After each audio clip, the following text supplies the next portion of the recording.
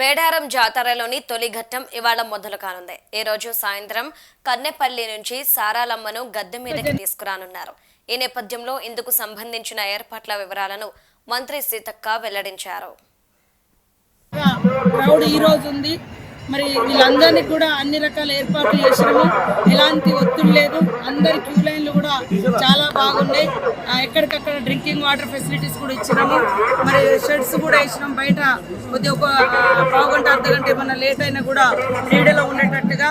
అదేవిధంగా మరి ఈరోజు సాయంత్రము 5 గంటలకు కన్నెపల్లి నుంచి సారలమ్మ, నిన్ననే పగడిద్దరాజు పునుగోల నుంచి బయలుదేరిండు.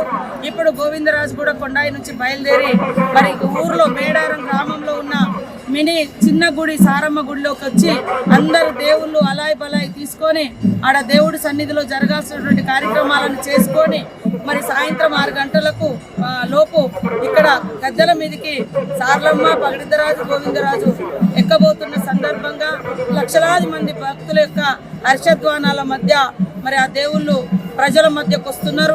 2 సంవత్సరాల వనవాసం నుంచి జనవాసంలోకి వస్తున్నారు. ఇది మహాఘట్టం.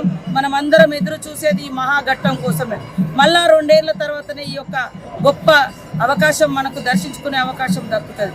కాబట్టి అందరూ కూడా కుటుంబ సమేతంగా మరి మంచి సమయంతో, ప్రేమతో, భక్తితో, బాధ్యతతో మరి అందరూ వచ్చి దర్శించుకోవాలని కోరుకుంటూ